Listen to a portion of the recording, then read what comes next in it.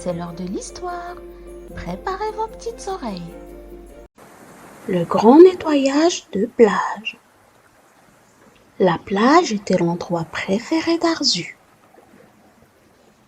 Elle pouvait y observer son animal préféré. Elle pouvait jouer à son jeu préféré.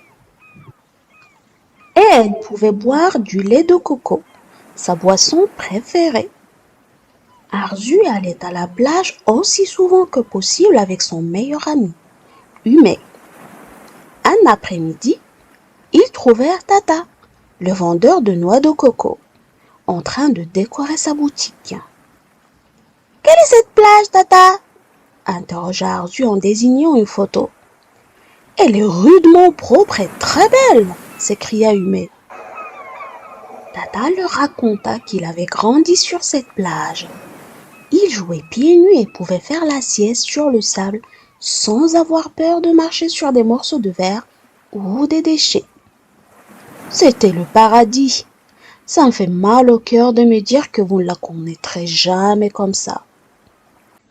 Le lendemain, Arzu parla à tous ses camarades de classe des vieilles photos et des histoires de Tata.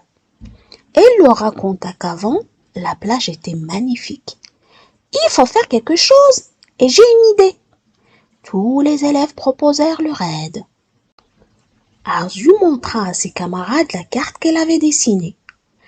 Elle avait représenté la plage, elle avait divisé en 4 zones, ou quarts, de taille identique.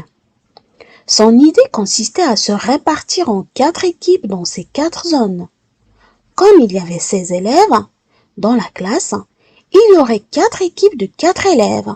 Chaque équipe serait chargée de ramasser et trier les déchets d'un quart de la plage. Arzu, chaque équipe pourrait aussi être divisée en 2 parties égales.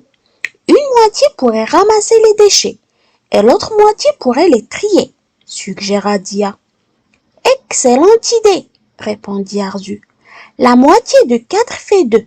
Donc, 2 d'entre nous ramasseront les déchets et les 2 autres les trieront.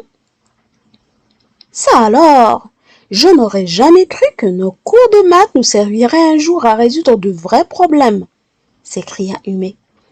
Pourquoi crois-tu qu'on fait des maths à l'école, plaisanta Arzu. Le samedi suivant, jour de congé de Tata, tous les enfants se retrouvèrent à la plage. Ils se répartirent le matériel en 4 parts égales. Première heure. Deuxième heure, troisième heure, quatrième heure. À la fin de la journée, Abu se présenta compromis avec le camion poubelle.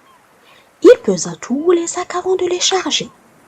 Les enfants avaient collecté 120 kilos de déchets. Il y a 30 kilos de verre et de papier qui peuvent être recyclés, indiqua Abu. 30 kilos sur 20 kilos, ça représente le quart, dit Arzu.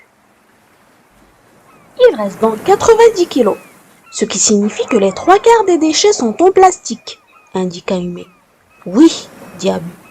Nous allons les emporter et les trier à nouveau pour voir ce qui peut être recyclé ou réutilisé. Le reste ira à la décharge.